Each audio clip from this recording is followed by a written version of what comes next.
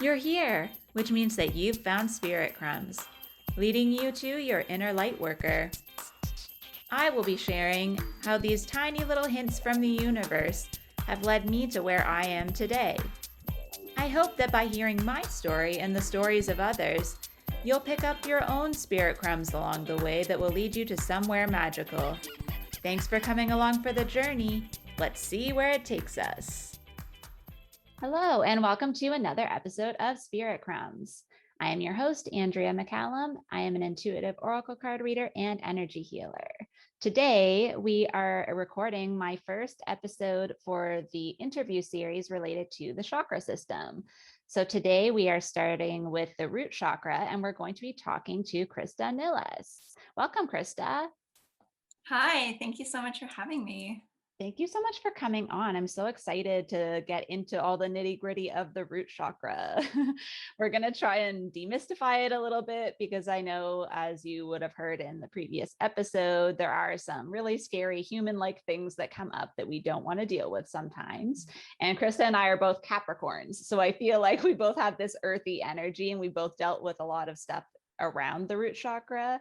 So I felt like Christa would be the perfect fit for this. And I think what we're going to start with, Christa, is talking about whether you've had some blocks around your root chakra.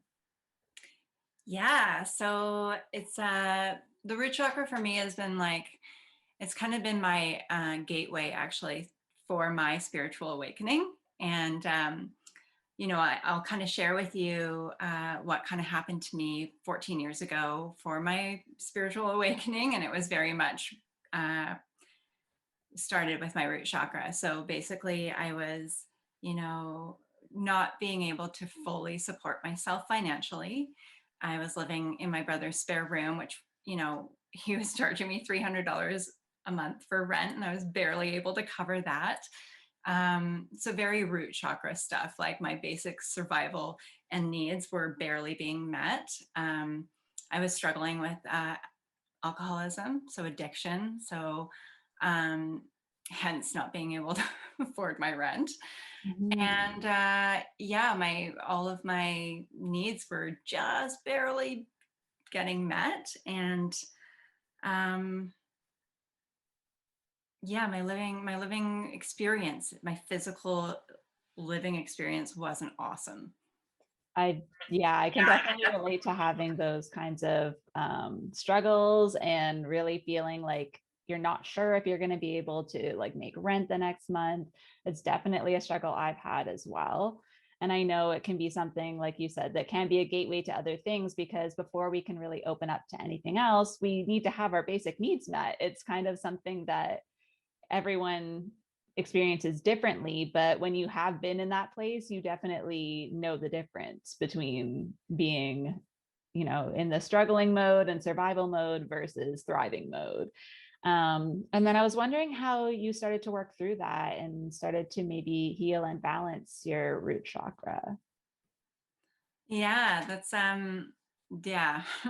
I want to try and get to the source of like where it all stemmed from. So for me, it was really acknowledging and recognizing that I was worth more and that my life was unmanageable. It really was unmanageable. So realizing that, I deserved more and that I needed to do some things to change my immediate surroundings and my experience in life.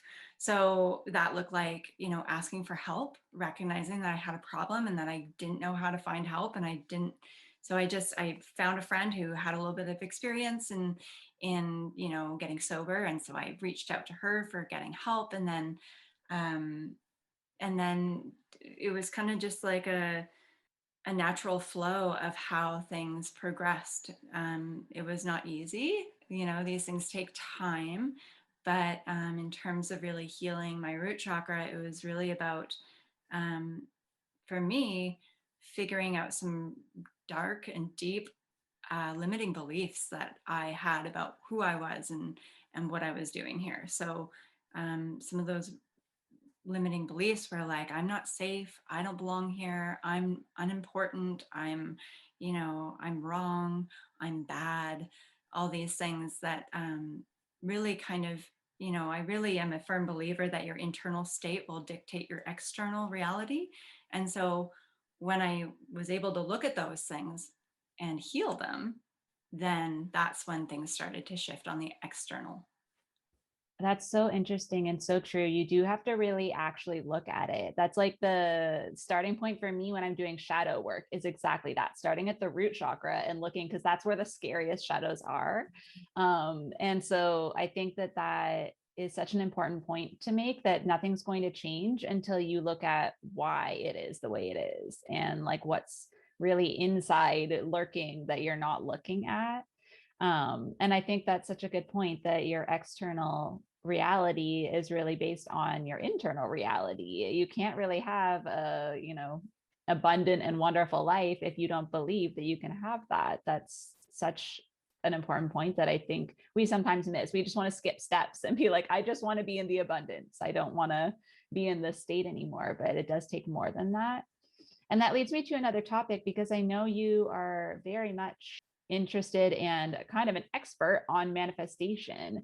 And so I was just wondering how we might be able to look at aligning our root chakra and how that relates to manifestation. Yeah.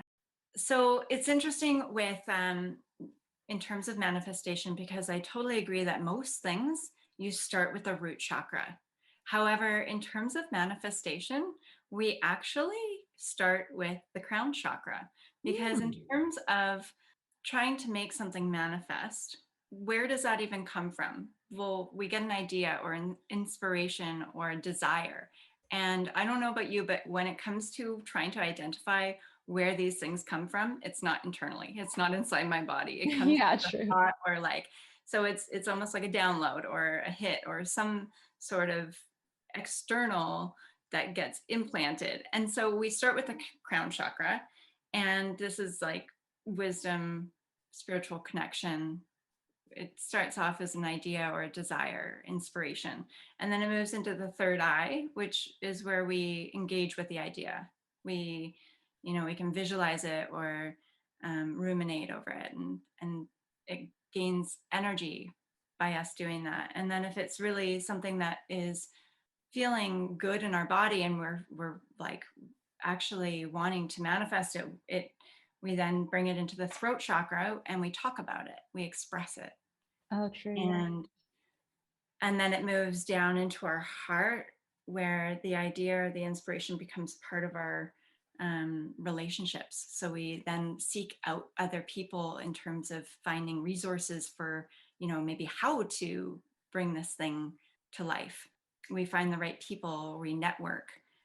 And then after that, we bring it down into the solar plexus, which is where we start to take action. And that will back up this desire in terms of, nothing happens just out of thin air. We actually do have to take action to create things in this Yeah, life. so If we true. want to create a building, we need to go and buy the cement to build the foundation. It's not, we're going Yeah. to sit on our couch and just have this beautiful building erect itself. It doesn't work that way. And then after the solar plexus, we then go into the sacral chakra. And this is where we bring elements of creativity and flow. So we get new inspiration and desires to help that take shape. Things just flow. Um, and then after that, it's down into the root chakra, which is where we ground the idea, where we actually create and implement structures and routines around keeping it strong and bringing it into the physical world. So this is like, if this root chakra isn't aligned or isn't balanced, it's going to be hard for us to bring what we have internally, our thought or idea or inspiration, and bring it out into the world, into the physical three-dimensional earth that we live on, right? That makes so much sense. Yeah. I love that you just explained that so well through all of the chakras, like that process, because as you're saying it, I'm like, yeah, that's true. That is what I usually do next. Oh yeah, that is usually the next step for me. And so that really helps to kind of clarify how that connects. And you're right, it is interesting because I know we were talking before about how I start with the root chakra for healing because I feel like you need to get that foundation before you move up into the spiritual chakras. But it's so interesting that it's true. We don't get ideas from our, foundation and our like root chakra. We get those from spirit or intuition or from, an outside source. So I think that's a really interesting point. Yeah, and if I can piggyback on that, it's Yeah. also interesting when, that is the process to go from crown all the way down to root to bring something into form. But if there's also something that we're working on to get rid of, like a limiting belief or something that isn't serving us and we want to take it out, we do the opposite way. We go from the root and we go Yeah. through and we release it through, first identifying it and then bringing it up into the heart chakra, feeling like it's not belonging anymore, it's not serving us anymore. And then we talk about it. Like, so much healing happens in the throat chakra, just expressing it and letting it go. And then through the third eye and then through the crown, it's like no longer a part of us, and asking for, our higher powers and the unseen forces to assist in, taking it away or transmuting it into potential energy again. And yeah, so it's really interesting to see how, the chakra system can be used both ways, up and down. Yeah, I really love that. And I think it's that idea, like you said, when you're finally releasing something, how it's that like let go and let God thing, where it's like take it away, surrender, like it's not mine anymore. When you finally get to that point where it's that like inner knowing, like, okay, I know this isn't me anymore. Like I know I don't need this anymore. I think that's really important to understand, because I feel like when we are trying to manifest is actually when we find those limiting beliefs, because when we come to a block where we're like, why can't I make this happen? That's such a good question. It's like, as soon as you're like, why is this not happening? It's like, yeah, that's the point to go back inside again and be like, all right, clearly this isn't working for a reason. And I think that we do get a lot of hints from the universe too. And I was just wondering if you had any examples, because this is Spirit Crumbs, if you have any examples of Spirit Crumbs that maybe pointed you in the direction of a manifestation or something that you followed your intuition for.